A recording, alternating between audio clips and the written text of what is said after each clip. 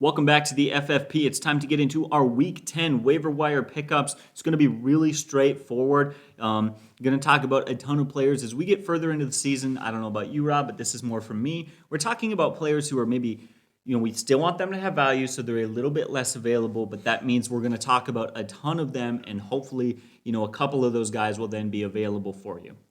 As always, use the comment section down below for any questions that you have, and make sure to contextualize it based off of your league. This isn't just whether or not you're in PPR standard. You also need to know if you need a guy who's a long-term or a short-term option. And hey, maybe even if you're looking for a short-term option, you need a safe play or you need a risky play with high upside. There's a lot to consider, but as we get into it, remember that. Now, we wanted to try something a little bit different this week. We're recording this a little bit earlier, so we haven't yet been able to do the research or finish or watch the end of the Titans game. We will be posting a YouTube short to update you guys on that information, as well as the end of what happens on the Monday Night Football game. So we're going to talk about everything else in this video, and then we'll add some short, quick ones later on for you guys to hear about those. Rob, do you want to say anything before we get into it? No, we're going to do our top 5 guys, and then after that, we'll do by position. The one thing I thought about, and here's why I love fantasy football, so that inevitably when my Minnesota Vikings disappoint me, I've got something to do on Sundays. I'm watching I'm looking at your sweatshirt there, and I'm thinking, once again, this is not fantasy related, but has there ever been a team that's 3-5 but could legitimately be 8-0? And I'm talking about that in every game, they just break your heart. Yeah. But you know what? When it's all said and done, it's like, well, at least we got fantasy to fall back on. So, nope, I got nothing really to say regarding that. Let's just get right into our top 5 guys and then break it down by position. So for me, the number one guy, and some of you may not be as excited about it, but the number one guy for me is Elijah Moore, wide receiver for the Jets. I like this guy, 74% available. Man, sometimes you're so close to making that great decision, you talk yourself out of it, and that was me Thursday night. I need a wide receiver in a PPR league, a dynasty league that I'm in. Had some injuries, some buys, etc., and I just really want to lock in some stats there. And there are 2 guys available, Jamison Crowder available and Elijah Moore. Being a dynasty league, I like Elijah Moore long term, but I didn't need somebody great. I've got good starters that were just, once again, on bye, some injuries. I just needed solid points, and to me, Crowder was a safer play, so I played him. And then, of course, during the game, I was just kicking myself in the rear. This guy's getting better and better each week. He's a rookie, second-round pick, but he's not just a second-round pick. He's a second pick of the second round, so really, in reality, he's almost like a first-round pick. Now, early in the season, he had some struggles due to some injuries, young quarterback play, etc. But we'll really see him coming into form here. So last week, he goes out 6 catches, 67 yards, and then this week, 7 catches, 84 yards, and 2 touchdowns. He's a legitimate wide receiver. He's talented. He's in a good situation. Now, I think he's got more value in Dynasty League because he's still young, and that offense has got some issues there. But here's why I like him and why I think you need to pick him up, other than his talent, etc. One, the Jets have a bad defense, league worst defense going into Sunday, allowing 31.4 points per game. And what does that mean? Garbage time stats. Garbage time stats, they have to throw the ball a lot. Another thing I like lately is that Jets team, they got a lot of things they got to work out there, but they're playing more up-tempo on offense, doing some different things, and you're seeing it. I mean, their first-round pick goes down, and then this guy steps in. Who's heard of this guy? Guy White looks really good. And then he comes out the second game, goes down there, he's looking good, but then he gets hurt. Josh Johnson comes in, he looks like an all-pro. And so they're doing things in that offense that are like up-tempo, they're falling behind, they have to throw the ball there. Yes, quarterback situation concerning, but they're looking his way. I do like this guy, Elijah Moore. I think he's going to have huge value in Dynasty, but certainly some value right now because of the situation he is in. Anything you want to add to that? Yeah, no, huge upside there, and I love what you talk about. There's dynasty value there, but there's also redraft value there, and we don't want you to think he's just a dynasty guy. He is really starting to take that over, and if you're the Jets, things are looking up, but what are you doing right now? What kind of season is this? It's a rebuild year. It's a rebuilding year. So, you know what? They're going to just, at any point, they're just going to, Jamison Crowder could fall off and not see any targets. The same could really go for Corey Davis. He is one of their youngest, most talented players. Him and Michael Carter are going to be seeing so much volume from now till the end of the season. That alone, for me, gives a lot more confidence in their fantasy value as they continue to develop. All right. So our number 2 waiver wire pickup is Alec Collins, running back for Seattle. He's 57% available. I know what some of you are going to say right there as well. Chris Carson said he wants to be back next week. But, hold on for a second. 3-4 weeks ago, we said it in a video, and I think, man, we were spot on. When it comes to neck injuries, they often linger. It's hard to heal neck injury in midseason. Often players will try to come back early, they re-injure, and then having to shut it down for the year. Happened to Daniel Hunter last year. I could give you many examples of that. This is an injury that's got all sorts of question marks. And we said 3-4 weeks ago, Alec Collins could be their lead back for the rest of the year. Now, Pete Carroll, Coach Carroll, man, this guy is overly optimistic about everything, especially when it comes to injuries. Guy could be, decapitated in the field. He's like, I think he'll be ready to go next week. That's how he is. But even he came out this week and suggested that Chris Carson might be out for the remainder of the season. So that's not good. Now, Carson did say he wants to be available for week 10, but the doctors and the coaches seem less optimistic. Now, Collins came out and he exploded. He had 1 week, 20 carries, 100 yards, and a touchdown. The last 2 weeks, he's been quiet. Some of that's due to injuries, playing less than 100%, although he had a bye week to get healthier. Now, I think that's going to help him is Russell Wilson's going to come back a lot earlier than expected. Now, you look at Alec Collins. This is a guy that when he played for Baltimore a couple years ago, this is a guy that had a good year, that he can carry the bulk of the load. He can be a lead back. He's not going to be spectacular, but very solid down the stretch, especially with so many of you right now struggling to find solid running back situations. You need to grab this guy because you just don't know the Chris Carson thing. Don't ignore him because of the hype. People tend to do that. Another one that somebody dropped that I picked up in a league, and I'm loving it tonight, is James Conner. Yeah. These guys that seem on the fringes, and you try to look ahead and think, he's not going to have long-term value. Never leave dead weight on your bench. And if there's a position that you want to have on your bench, extra just in case, it's got to be the running back position. And Alex Collins is one of those guys you got to consider. Yeah, no, opportunity is everything. And we kind of said it with Chris Carson before the season even started. Chris Carson, we kind of said it before the year happened, he doesn't even need to be a good running back. If you're the running back one for Seattle and Russell Wilson is charging down every single drive, getting you in the red zone, really doesn't matter. You're going to find touchdowns. And I know a lot of teams right now who are competing to get into the playoffs and win a championship who are desperate for another running back. And Alex Collins really, by position, it seems like there's always some receivers out there. Running back is so thin for talent. He's a guy who could arguably number one, certainly doesn't have the upside though, and maybe that's kind of why we decided to bump him down into that number 2. Yeah, he does carry some question marks. Carson could come back. But here's why I like him. One, he's a running back, and two, if Carson goes out, he's really the only guy there. We're going to get some other running backs in a little bit that look like they have potential. We'll talk about the Philadelphia situation there with Scott, Howard, et cetera, what that looks like. But in almost all those positions or all those other situations, there's kind of multiple backs in play where this is the one situation that if Carson's out, Alec Collins is going to be your go-to guy. Well, it's got to be a coaching scheme thing. It's just something that Pete Carroll's really always been that way. Whoever is on the field stays on the field. And really nice to avoid running back by committee systems. But let's get into our number 3. So our number 3 is not a guy necessarily, but a situation. I want to talk about the Tennessee Titans situation. Now, like you had mentioned, we're going to follow that up. One, it's great to hear injury reports tomorrow morning. Have Sunday night game Monday. We'll do a quick kind of early Tuesday video or late Monday night video. We'll talk about some things there. But we want to briefly touch on the Titans situation because I know a lot of people are looking to see what's going to happen there. You really got 2 guys that are in play right now. You got McNichols and you got Adrian Peterson. You look at McNichols, 22% available, and Peterson's 35% available. These are some big shoes to fill, man. Derrick Henry is having a monster year. Now, here's the overreaction. It's a plug and play, but you're not going to get the stats that Henry had. Okay, let's talk about Adrian Peterson. He's 36 years old. The guy is a physical freak. He is. The guy's in great shape. He came in and after 2 practices, they activated this guy, and they thought he was so good a shape, they're impressed by him. But one, he's 36. Okay, compared to me at 50, in worldly terms, out there in life, 36 is young. But in football terms, it's old. It is old, especially if you're a running back. Okay, at some point there has to be a regression there. And I think he can come in, he can carry that. But nobody's going to take on Henry's production, and nor do I think the Titans expect them to. What they're going to come in is they want enough of the running game to keep teams honest. And everything you have to mix in there, you have Devonta Foreman there, I believe, has been called up from the squad. So here's what I think is going to happen there. You're going to see Adrian Peterson carrying a lot of those downs, first and second downs. McNichols will be your guy in passing situations. He's got solid hands there. I think Nichols, I just want to call him Nichols anyways. He's going to carry value in PPR leagues. I think that Peterson will have some value in standard leagues, but you still need to see how this plays out. You really do there. I think what's going to happen there, don't expect to get a ton of value from these backs in that situation. You'll have some value here and there, but I think Tannehill, let's not forget, this year he's a little quiet, but the last couple of years, he's been a very good quarterback. One of the top quarterbacks in the NFL and certainly solid in fantasy.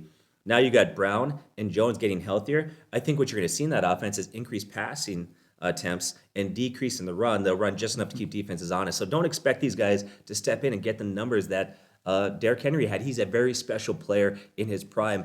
Yes, Adrian Peterson is a Hall of Famer, but he's not in his prime. He's 36 years old. So that's kind of my take, but we're going to give you a bigger breakdown after the game. Any thoughts there? Yeah, no, we had to talk about it. We said at the beginning, we'll do a breakdown tomorrow or the next day or whatever. We'll give you some more information once we have more information, but we want to kind of, a few days to figure some things out there and to watch and to finish their game tonight. But we had to talk about it because if we didn't mention it, inevitably somebody would still ask. I definitely begin to think things and wonder, hey, Adrian Peterson's a great system fit of all the running backs there. He's probably the closest runner to the style of Derrick Henry. Yep. There's a lot to consider there. Hopefully, maybe a lot of people already made the waiver claim to pick up Peterson and stash him for a week, or to pick up McNichols and stash them for a week. But be ready to change whatever plan that you have had, because really this game is going to be a huge determining factor. But let's move on to our number 4 and our top 5 pickups for the week. So at number 4, we bounce back to another wide receiver, the 49ers guy, Brandon Aiyuk. Interesting situation here. He's a little hard to read, a little confusing. Yeah, so this guy, 41% available, former first-round pick, was a huge preseason pick in a lot of ways. People were taking him away. Ahead of Deebo Samuels. Love this guy. I liked him last year, but he got in the doghouse. 2 things, injuries and practice performance. And that was kind of vague terms. I wouldn't mean practice performance. He's being lazy, what's happening. But this week, we actually had a little indication what they meant by practice performance. And I didn't know this, but did you know that in practice, the 49ers, that their players, they wear chips, okay, microchips, that these digital devices basically monitor their practice speed, their effort, stuff like that. So you can see like how many miles per hour they're going on the drill, stuff like that. And they basically found that he wasn't giving 100%. Maybe you and I wouldn't notice it. Maybe he's still making the catches. Everything looks fine, but the coaches just know he wasn't quite having the practices that he needed to have, the output he needed to have. But things are turning upwards. Last week he looked better. People are saying maybe it's back. Another thing, the coaches have made several comments lately that have been all positive. They've made public statements saying this guy's getting better. This is a guy that we saw last year. He's making progress. And then sure enough, today he goes out and he has a huge day.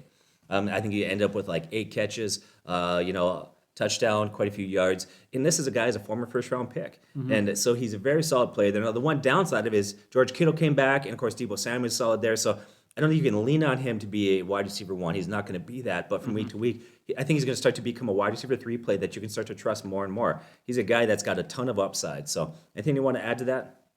Yeah, no, it's funny. Hopefully, he finally learned his lesson that practice makes perfect. It feels like the Derrick Henry thing when he was finally told that you should run hard on every play. Like, it just doesn't make sense to me. But hey, whatever. As long as it's working for him now. Well, it's funny how the game has changed. So I grew up playing sports, right? And obviously the great athletes they do hard every practice. But I'm not glad there's sometimes in practice where, man, I'm tired, I'm winded, and it's the coach is not paying your attention, not looking your way, so maybe at the very end, you kind of let up on the gas a little bit. But today's athlete, apparently you can't because they got a microchip on you that later are going to analyze it. I mean, that's crazy how far they go, but it makes sense. Talk about crazy metrics.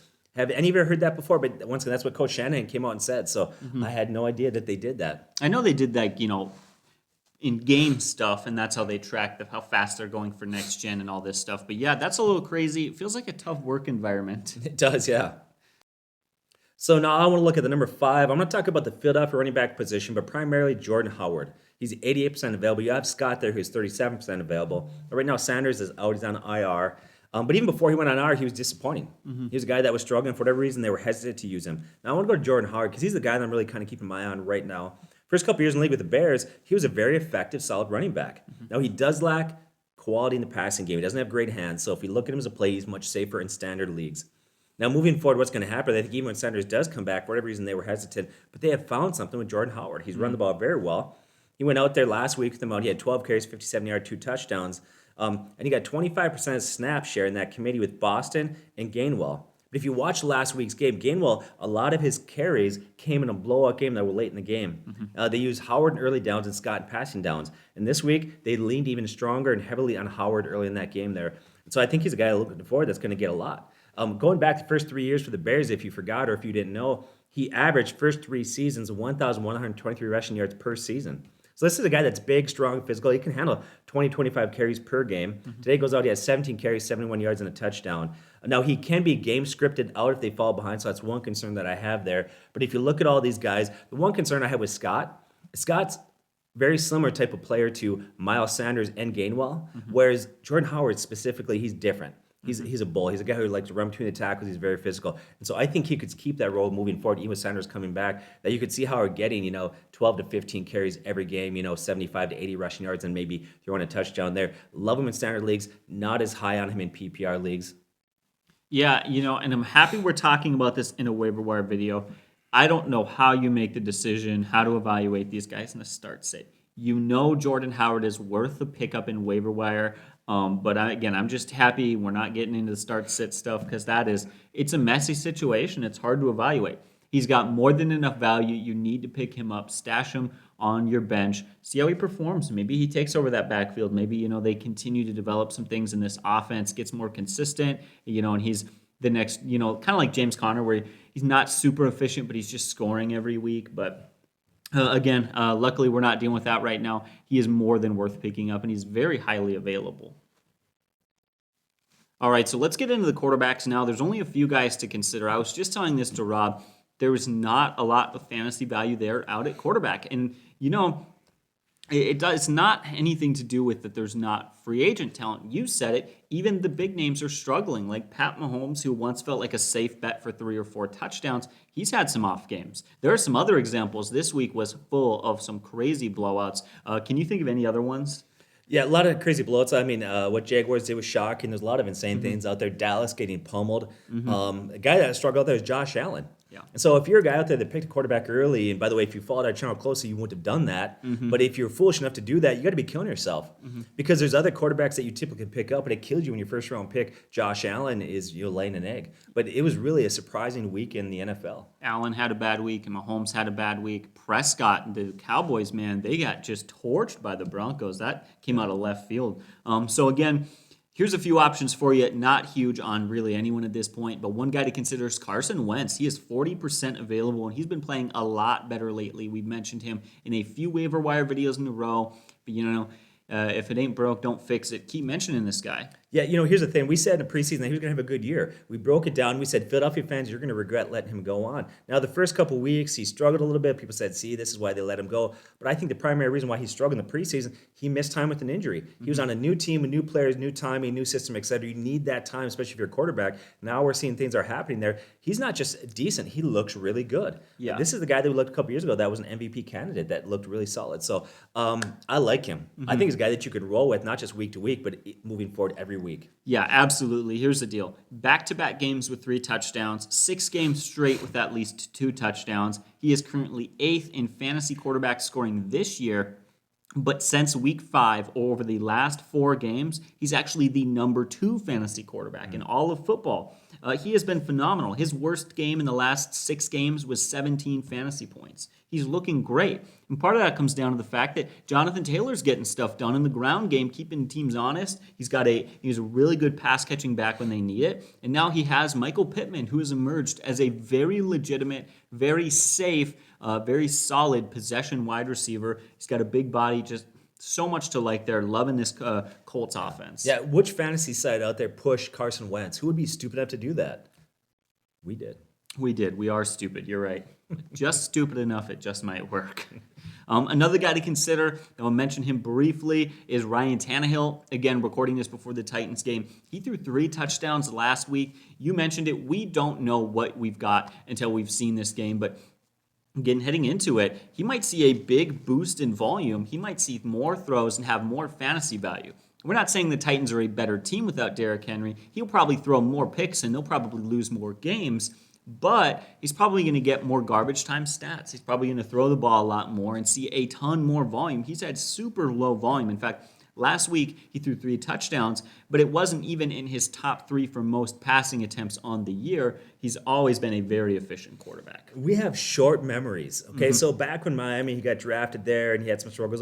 Back when he was Miami, we kind of broke down some metrics and he did good. In Miami, he got Adam Gase. That's what he is. Like, that's a saying. He got Adam Gase, right? Yeah. But, how quickly forget in Tennessee? Year 1, he goes out. He has a quarterback rating of 117. That year, we say he's going to win the job over Marcus Mariota. We were right. Then last year goes out. He has a quarterback rating of 106, throws for 33 touchdown passes.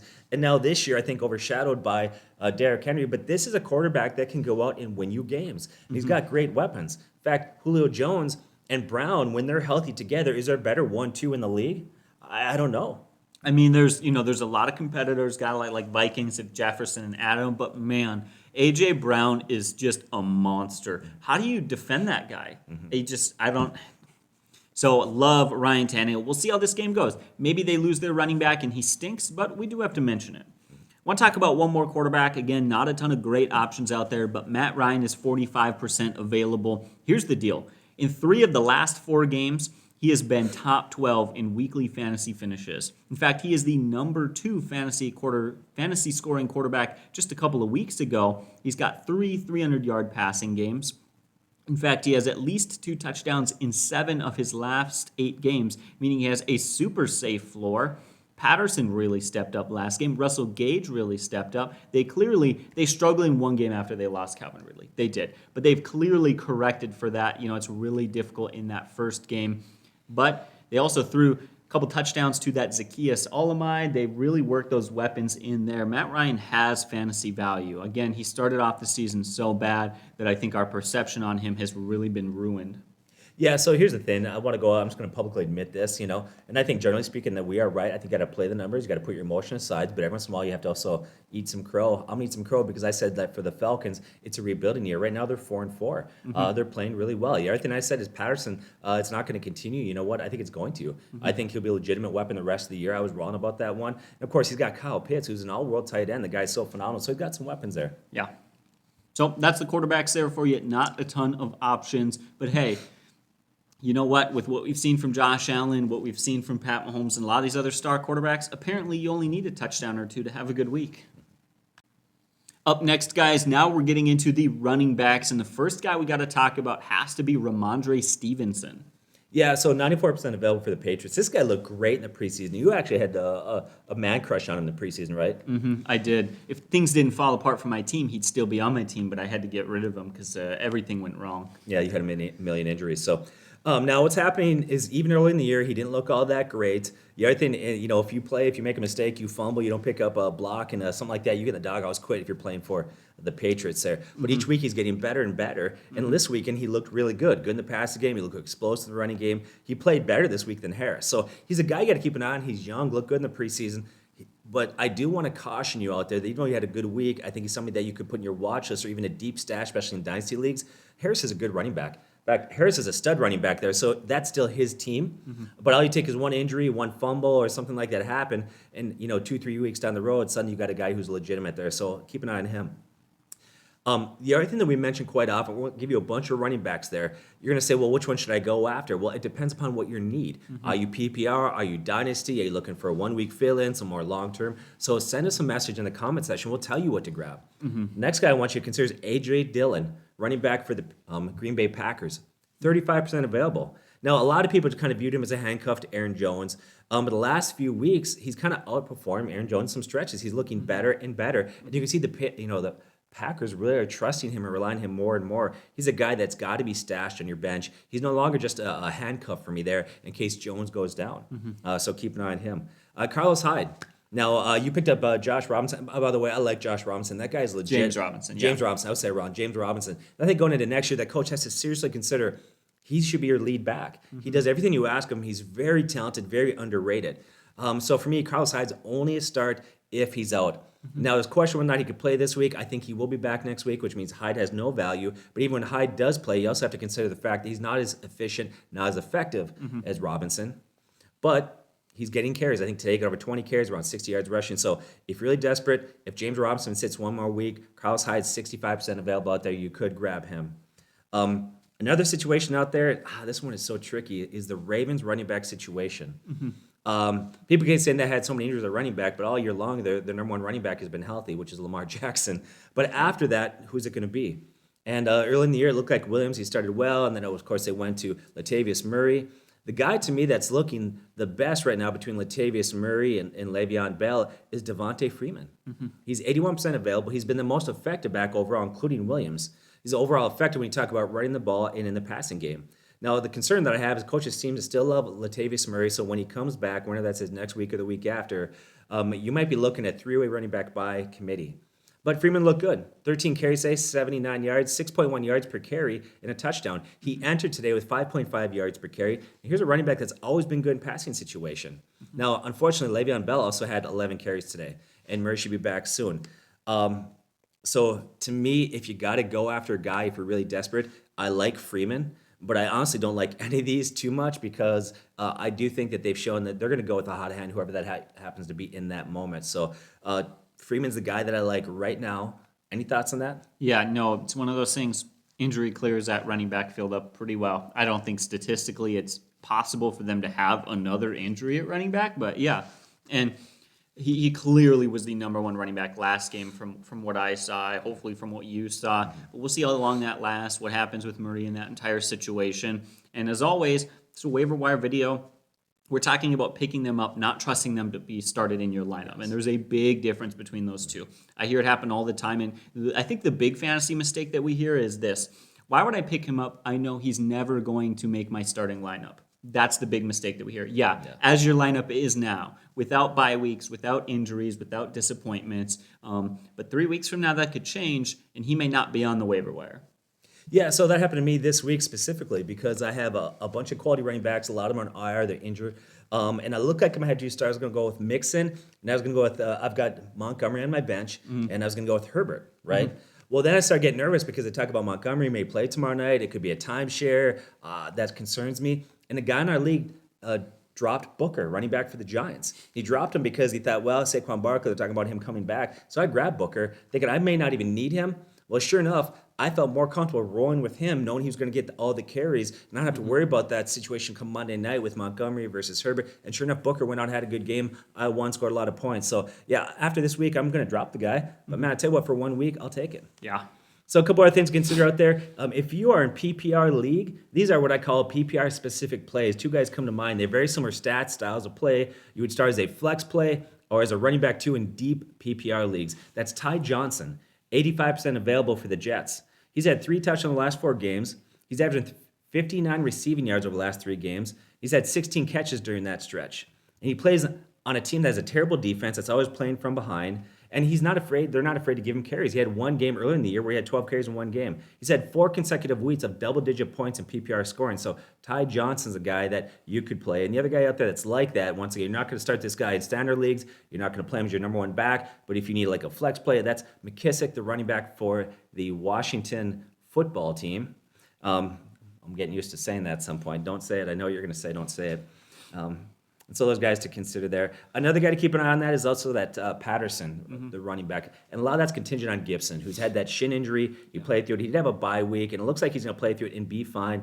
But you always need to monitor because you never know. You never know when they might shut him down for the year. But right now it looks like Gibson's that guy. But if he shuts him down, Patterson will become your lead guy getting most of those early down carries. So those are a few guys right now that I think you need to consider out there. Leave a comment, and we'll tell you of all those guys we listed who's the best pick for you. Yeah, no, when I think about all the value of all these guys right now, this applies to the wide receivers, the tight ends, the quarterbacks, everything. This, for me, is one of those reminders you need to be active early season waiver wire because then you can get those, right, the Dalton Schultz that emerges or the Cordero Pattersons that emerge. And then when you need something, you have trade bait. At this point, I'd almost rather trade to fill a position than make a waiver wire move. There's options out there, but I don't know about you. Does that feel like maybe a more... I do. You've had a rough year in fantasy. You really have. You've been nailed with injuries, bad plays here and there. Yeah. But you had one huge thing happen this year that because I had a bad year, I want to take an opportunity to brag on this, talking about trades that brought it to mind. But you had a trade. We're in a dynasty league. It's full PPR. Yeah. And you've always liked James Robinson. Yeah. You've always liked him as a back. You felt like that he's been underrated. I don't think he's going to be moving forward. I think they finally saw how good he is. I think he's going to be their lead back going into next year. So kind of want to break down that trade a little bit. Yeah, no, I get a trade offer. Hey, guys, like, hey, I'll give you a 3rd rounder and James Robinson for Calvin Ridley. And this is like 3 or 4 days before Calvin Ridley says he doesn't, he's stepping away from football. Funny enough, I don't know why I did it. I'm not usually this guy. We both said, yeah, I'll accept that trade. And then I thought, you know what? Let's counter it. I wanted a 1st in James Robinson, so I ended up getting a 1st rounder James Robinson for Calvin Ridley. And this is a keeper league where we keep 5 players, so it's essentially a 6th round pick. Now, even then, some guys like Cooper Kupp and Najee Harris were there in the 1st round, so you see the value of a 1st round pick in that league. It was just absolute steal. 1st round pick and James Robinson, and then a couple of days later, Ridley decides he's going to step away from football. So, hey, that was one good thing that's happened to you. Yeah, one good thing. It's nice that I can sit on that. I'm going to enjoy that for the next 8 months because it's the only good thing that's happened this year. So, should we get to our wide receivers? Yeah, let's get into it. So, I want to talk about our wide receivers. I'm going to look at 3 guys that are very similar. And these are 3 guys that are very similar to what I talked about. I'm talking about Ty Johnson, guys that have very similar stats, style of play, and you're going to play specifically in PPR leagues. First one's Cole Beasley. He's about 25% available. He does what you can do today. He's not got a lot of yards, but he had 8 catches, 33 yards. That's very disappointing. No touchdowns. And 33 yards is not good. But when you get 8 catches, you know what? That's double-digit points. That's decent. And so he's a guy to consider. Another one is Jamison Crowder. He's 76% available. He's had 28 catches in 5 games. That's 5.6 catches per game. He's another guy. He's not going to get you huge yardage, probably not a lot of red zone targets, but he's going to get you a lot of catches. And then the other guy that I like, and I actually like him more than the 2 previous one, Hunter Renfrow. Yeah. I like him for the Raiders, 35% available there. He's a sure-handed slot receiver, and with Ruggs out, you're going to see a bump in some of that targets. Today he went out and he had a good game for me. I had to put him as a plug and play because of some guys that were out for me. And he had a good week. He had a lot of catches. Yards were decent, not great, but he had a touchdown. So I think that's a guy that Carr likes and he trusts. He'll throw his way quite often. Anything you want to comment on Beasley, Crowder, or Renfrow? Yeah, no, Cole Beasley, one of those guys, huge PPR value. When Dawson Knox comes back, that PPR value will drop a little bit. So understand that there's I guess an expiration date to the ceiling where then that's going to get bumped down. But even then, he'll still have value. Yeah. He like will. you said, injuries. And injuries. There's a lot of injuries this year, and all it takes is one guy get injured, going down, et cetera, and all of a sudden you got a guy who's legit. So you're right. I do have to agree with you on Hunter Renfrow, though. This is a guy who, and I love this guy since he was drafted, and I'm almost wondering why he hasn't been used more. I think he is a really solid wide receiver 1. And almost wonder if because they had Ruggs and because they had Waller and all those other weapons, that might have hurt him a little bit. So he's probably going to see, like you said, probably will almost definitely continue to see that bump in production because of the extra target or 2 here and there, which really makes a big difference. Yeah, a lot of people thought another guy that could get a lot of those targets and catches would be Edwards. His numbers would go up. But if I remember correctly, I don't think he had 1 catch today. So the guy there that I think is going to benefit the most is going to be Renfrow. Another situational look at is the Giants. You got Kenny Golladay, 41% available, and Kadarius Tony, whatever you want to say. I've heard it 2 ways, but whatever. 33% available. Now, they both disappointed today. They had only around 100 passing yards. They ran a bunch. They threw very short, conservative throws, and I think there was a lot of game script going on there. But if you want to look at those guys' value moving forward, here's what I'd say. Golladay, once Shepard comes back, Shepard's clearly their guy that they trust and look towards. I don't like Golladay moving forward. If I had to look at those 3 guys, the guy that I would go for probably simply because of upside is Kadarius. I think he's a guy that's very talented, very quick, very fast. He's going to get more looks. I think he's going to become a great wide receiver. So he's a guy that even if you feel like you can't start as a wide receiver 3, and I'm not sure that I would start him that right now, but you got to have him on your bench. Yeah. We saw already what he can do, so I like him. And then let's look at the Arizona.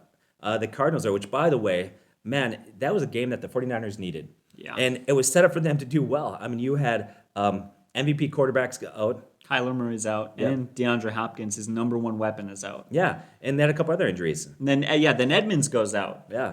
What more do you need to win a football game? Well, apparently for Arizona, it doesn't matter who you plug in there because they made Colt McCoy look like Joe Montana in this game. But that offense, man, it seems like whoever ends up playing there, they look great.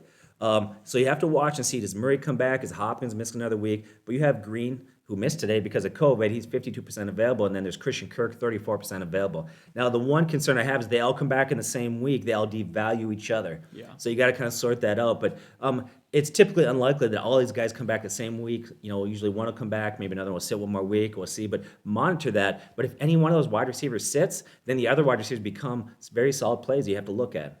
Another guy out there is the rookie wide receiver for the Ravens. I know you've always kind of enjoyed the Ravens, but you know who I'm referring to there, right? Yeah, Rashad Bateman. Huge upside there. This is a wide receiver who you almost have to feel bad he landed for the Ravens because in a higher volume offense, he could be out there looking like a Jalen Waddle or some of those other guys who are producing really well this year. Yeah, he's 64% available there. You look at Brown, Marquise Brown, Hollywood Brown, whatever you want to call him, he's a speedster. He's going to stretch the field there, but he had issue with drops.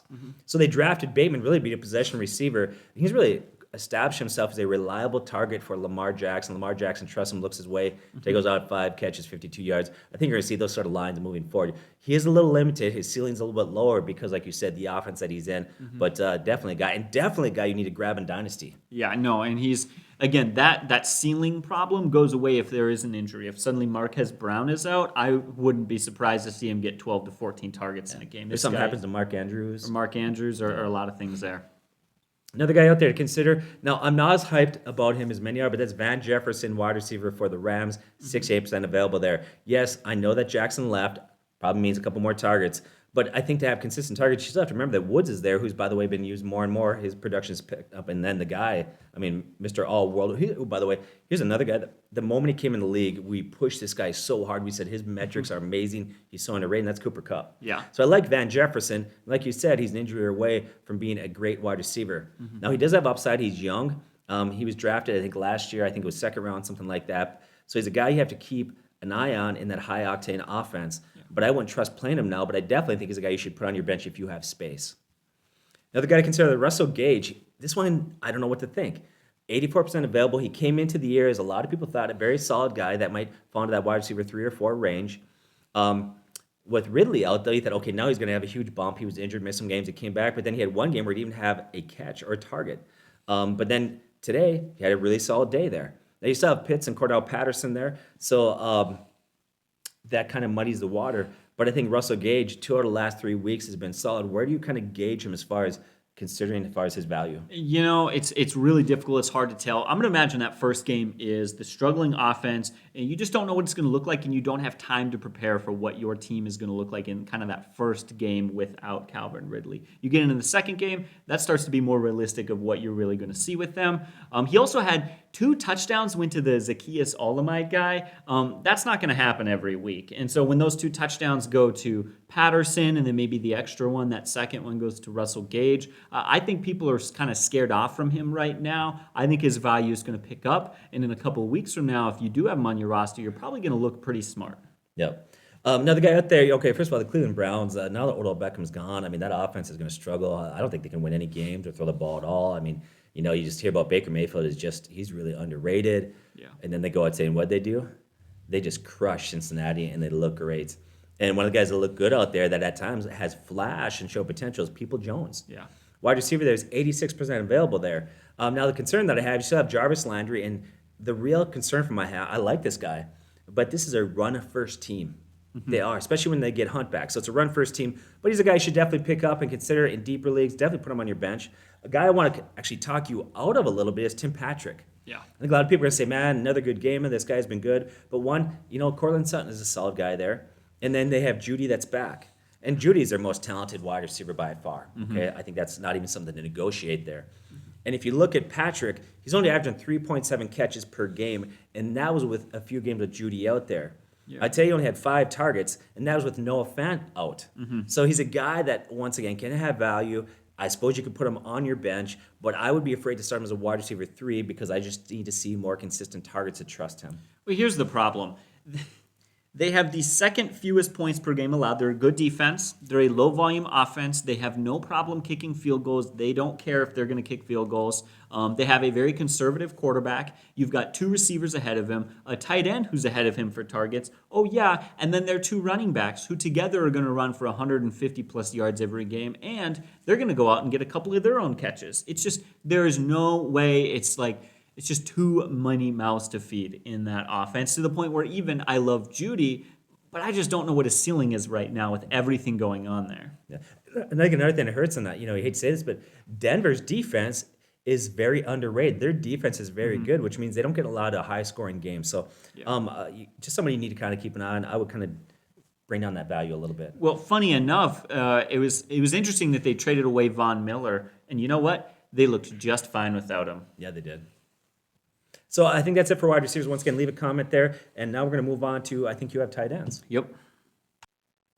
All right, now getting into the tight ends, there is no one tight end that really stands out. So I'm going to give you a ton of guys who aren't highly available. But if I give you 6 or 7 guys who are 15 to 25% available, one of them will be out there for you, and they're actually going to have value. Sometimes there's a reason the guy is 99% available, and it's sometimes because they suck. So we'll get into it. The first guy, and we just talked about Denver. Let's start off with Noah Fant. It's 17% available. It's not highly available, but he was 7th in fantasy points amongst tight ends through the first 8 games. He did miss last game, but it wasn't an injury. It wasn't mental health issues. It was just COVID. And you know what? He's going to be fine. He's going to be back, and it was just the COVID protocol that held him out. And I think after next week, he's going to be even lower available. I think he's got a huge upside going against the Eagles. Eagles give up the 4th most fantasy points to opposing tight ends. In fact, the last 3 games, the Eagles have allowed 20 catches for almost 200 yards to opposing tight ends. So there's huge upside there from Noah Fant. Really, the downside is that he disappears some games. He has some really bad fantasy games. But, hey, when you're picking up a tight end in week 9 or week 10 or whatever, off the waiver wire, for him to have big games, and if you can hopefully predict those games based off of matchup, that's really all you can ask for. You look at a guy like Noah Fant, you forget this guy's a former first-round pick. He's been in the league 3 years, so he's still really young. But when you talk about tight end development, that first year is almost like you don't even consider that. Yeah. A lot of the great tight ends were very quiet their first year there. In fact, his first year was pretty good, 562 yards. So this is a guy that's got potential. I like him. So Yeah. Another option there is Dalton Schultz. He's 15% available. Fourth in fantasy points among tight ends. Now, he hasn't scored since week 4, but he has still regularly been a top 8 fantasy tight end based off of volume. He's a PPR stud, and when those touchdowns do come back, as we know they come and they go and they're unreliable, he's going to be huge. Again, he's not highly available, but I'm going to continue to name some guys, and eventually one of them will be out there. That being said, 15% does feel kind of high for a tight end who is number 4 in fantasy points, who's right up there with Kelsey and Waller and all those other guys.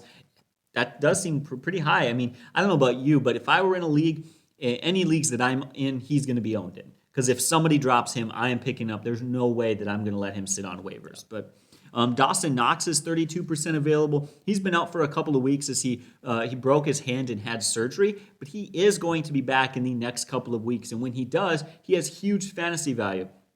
Now, he is low on the fantasy points on the season list, but he's actually 4th in the fantasy points per game. He's averaging huge numbers. In fact, he has 5 touchdowns in a 5-game span. In those games, he was the number 2 fantasy tight end. He's got monstrous upside. And in fact, he was so good that he basically made Cole Beasley fantasy irrelevant for a few weeks there because he was the safety blanket. He was the reliable option. So when he comes back, he's going to be right up there with Schultz and Kelsey and Waller as a stud, reliable tight end. Maybe a little bit touchdown dependent, but if that's his only problem, I can't really fault him, to be honest with you, because there's not a lot out there. yeah, we talked about the struggles that Josh Allen had today in that offense. I mean, that team is good, but they've had some struggles last couple of weeks. I wonder how much of that is the absence of their tight end. I wonder how much that's going to help them once he comes back. Yeah, for sure. And maybe that's something else to consider about just how good he might be.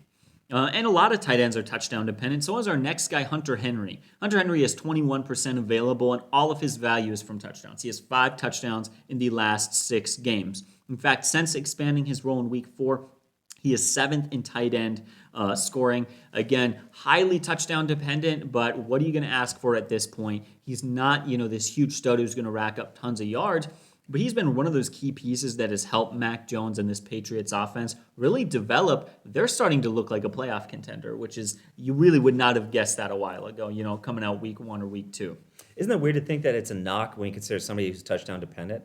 And there was a wide receiver years ago, and you guys might know, Buddy Ryan came out and basically cut this wide receiver because he said all he does is catch touchdowns. That's it. Mm-hmm. You know who that was?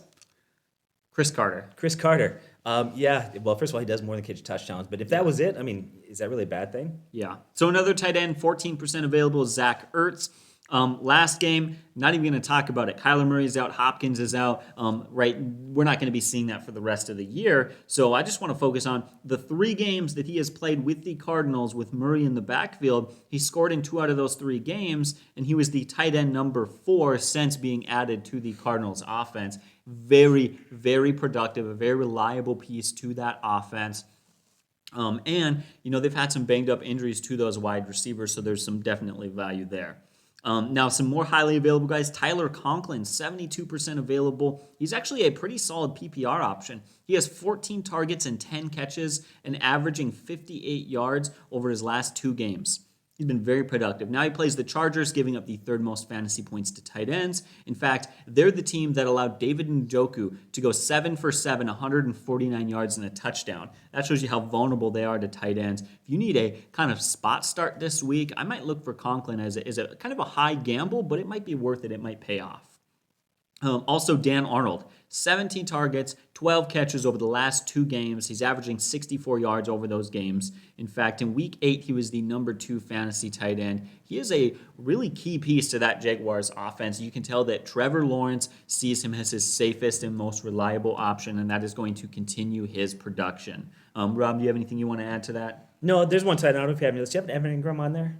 I thought about Evan Ingram. I didn't end up putting him on here, but I probably should have. He has scored in back-to-back weeks. He's a guy that's so confusing. He came in the league, actually had a pretty good rookie year. He's brought in as a guy who's more of a hybrid tight end, almost more of a wide receiver. And there are times where the guy looks like he's going to be a legitimate all-pro, and then he just disappears. Today, the guy had a phenomenal touchdown catch. He carries upside, but he also carries so many question marks. So, There's two reasons that I bumped him down. You mentioned one of them. One was they only threw for barely over 100 yards. Yes. That's just hard to take any pass-catching guy in an offense that's doing that. And then two being the injuries to receivers. My concern is, his value only lasts until those guys get healthy. Yep. But you are right. What he's looked like the last few games has been very good, not like the disappointment we have gotten used to. So if some of those guys happen to not be available that you mentioned, maybe that's one more name. But you got to think that somebody that you mentioned is going to be available there. Yeah, no, there's a reason we mentioned so many of those guys. All right, getting into the kickers.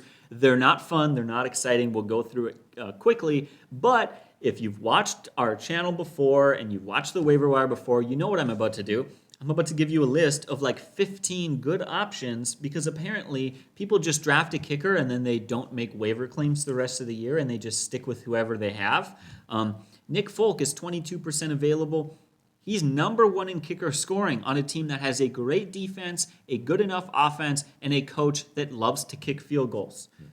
Perfect guy right there. Greg Joseph is 68% available, and he is number 4 in kicker scoring in a very good offense. Matt Prater is 18% available. He is number 5 in scoring, a very safe play from week to week. Graham Gano is the opposite. He is 73% available and number 6 in scoring. He's got some bad weeks, but he also has some monster performances there. Randy Bullock is 81% available. He is 7th in kicker scoring. In fact, he has 11 plus points in 3 of the last 4 games. He is really trending upward.